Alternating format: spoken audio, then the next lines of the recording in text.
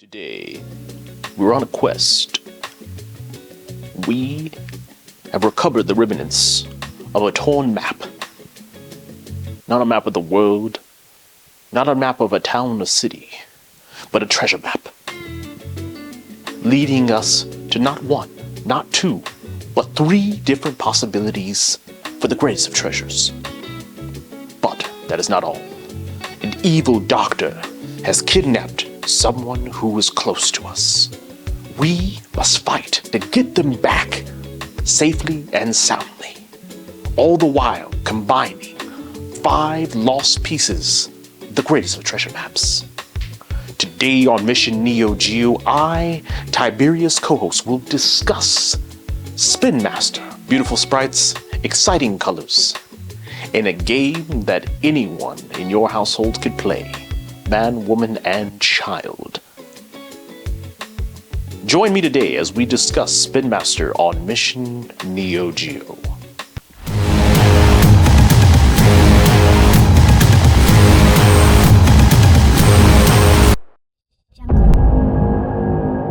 Appreciate it, Tiberius. What it is, it's your guy Neo Nest back again with another Mission Neo Geo video.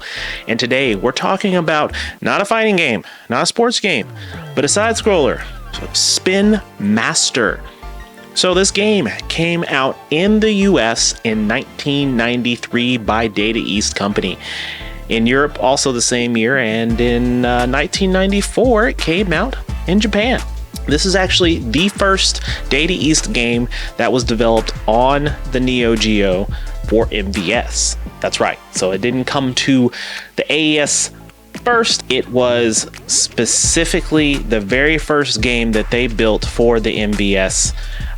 This game is very different. Gameplay, artwork, thing of that nature.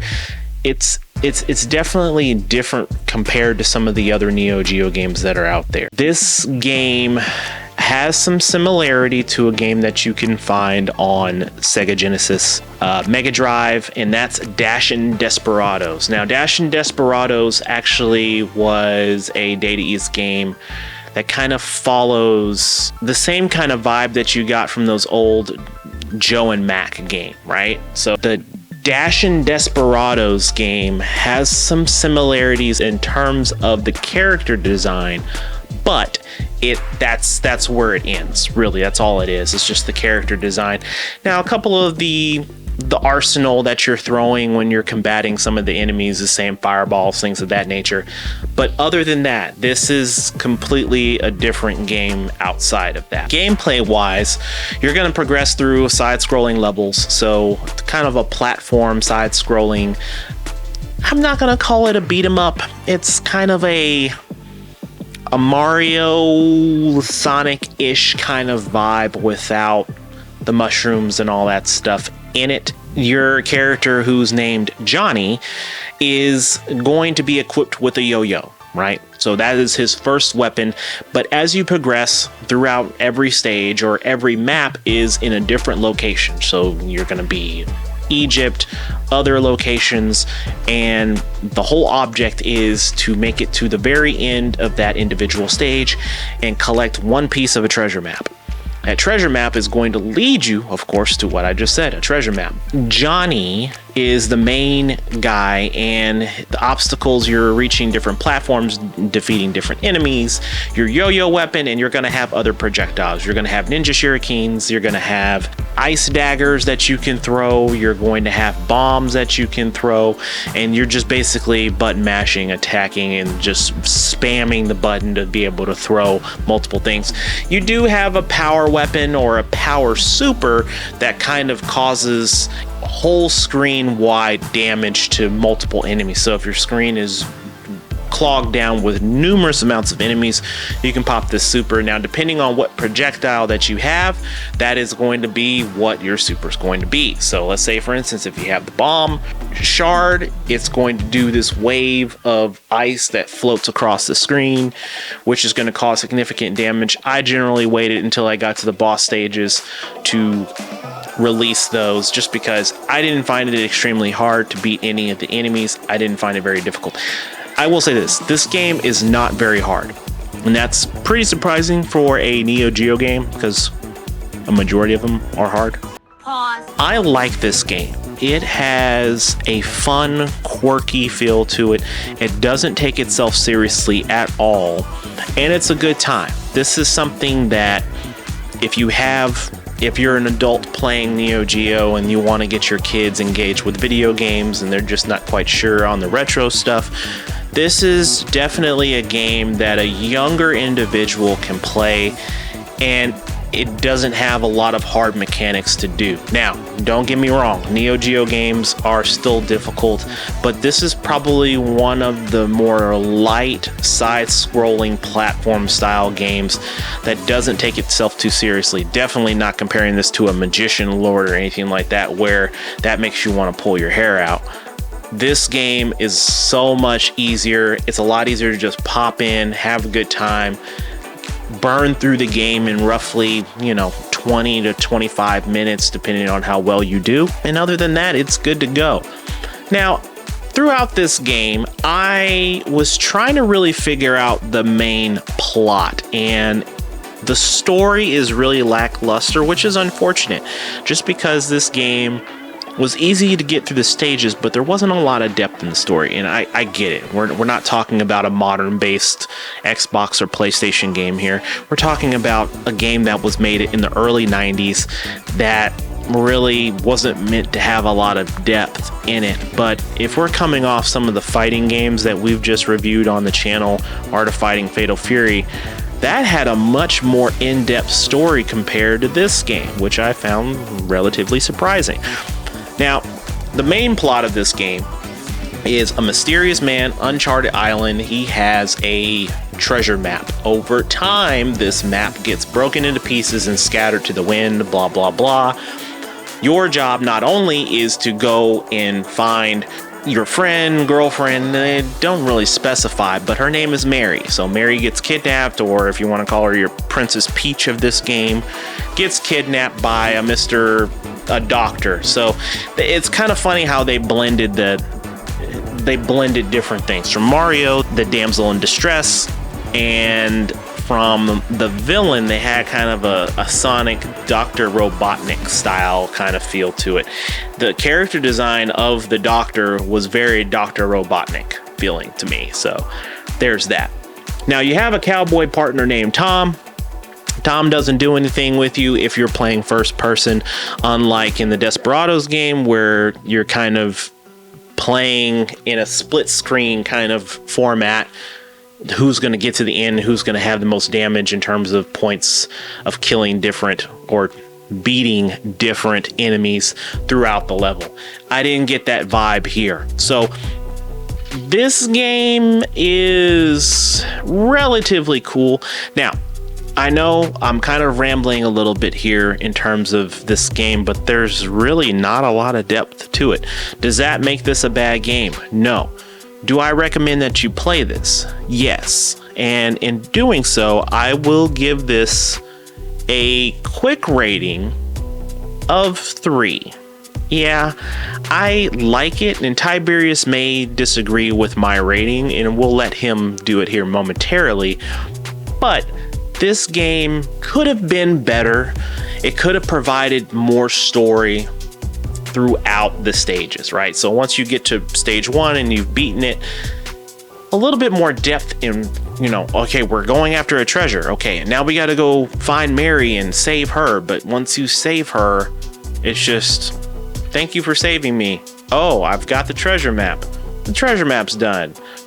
And maybe I'm just overthinking it here, but I think this game could have had just a little bit more polish on the story, and this would have probably made this game a little bit more of a go-to game on the Neo Geo to play.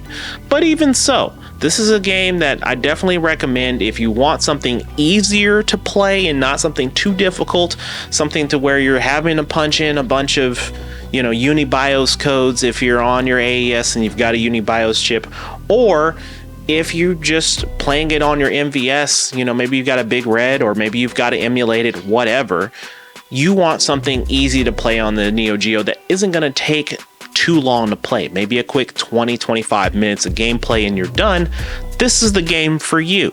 Now, where can you find this game? This game can be found on the Neo Geo AES, of course, the MVS, and that's really about it. That's honestly the only locations. Now, you can do this on virtual, right? So, you know, you can do it on the Neo Geo virtual stores that you can find on Xbox and PlayStation. You can find it there. Do I say that this game needs love? Yes and no. I think for today's audience, this isn't a game that really requires a remaster, but this would be a cool kind of game to see, like a spruced up version of this game that would go to the Switch. I could definitely see this game being like a Spinmaster 2 on Switch. Definitely that. Taking a look at the insert, this game that I have is not in very good shape. I bought this from a private collector who I've been purchasing from for a couple of years. I bought a handful of titles from him, nothing heavy, but I knew up front that the condition of the insert wasn't in the best of shape, which I really didn't care, just because I wanted to have this game in the collection because I wanted to play it. And I found it at a really good deal. So I bought my Spinmaster at 600 bucks.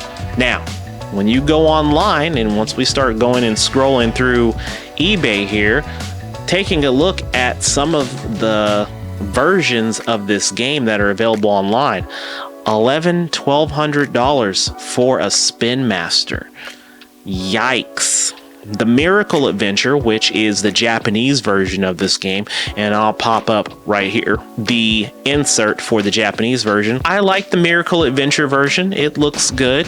I'd probably say I could go either way with the version of this, but even the price of that game, 700 bucks for that, is pretty insane. There's prices out of Japan going up as high as $1,000, $750. So can you find this game cheaper than what you see online? Yes, I just told you I paid $600 for mine.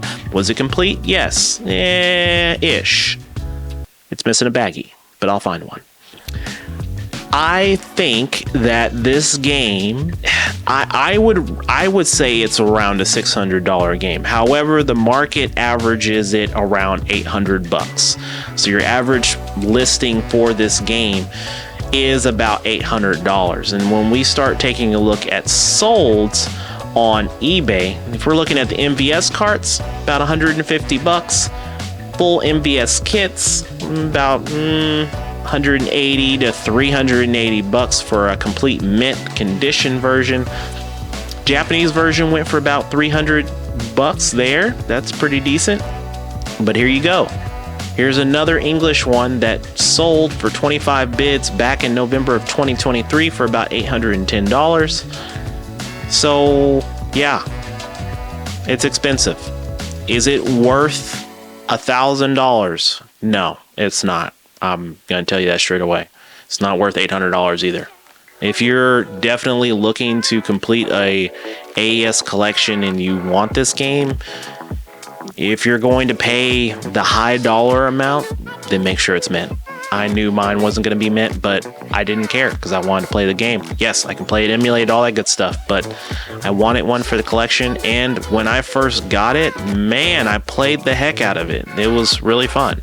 But overall, it's not a 4 or a 5 game. I'm going to give it a 3. And while it doesn't have the story depth that I like, it's still a fun game to play with you and a buddy. So, and plus, if you've got little ones who want to dabble in the Neo Geo life, this is definitely a good game to get them started on.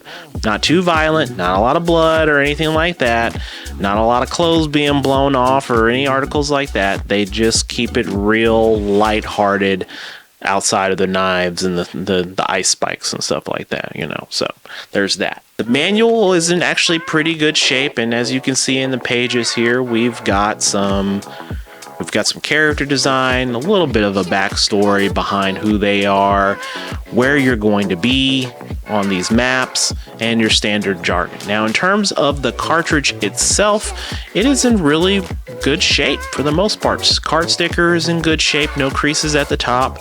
Not a lot of crazy insertion marks on this game. Other than that, plays good. Don't have a problem when I put it in my AES, so really good there. Well, with this, hopefully this was helpful in terms of this game. I know this was pretty lighthearted on this week's mission, Neo Geo, but other than that, this game is it's worth a try. I would say if you don't want to spend the money, my two best recommendations to you if you want to play this game. If you want to play it on original hardware, buy the MVS version. That's my recommendation. Or go Japanese if you can find it really cheap. That's my recommendation. Otherwise, other than that, emulate it. Yeah, you heard me. Emulate it. 3. It's a 3. So it's definitely a cool game, but I think there's another one out there that some other collectors would prefer over this game. We'll talk about that another episode. So, have you played Spinmaster?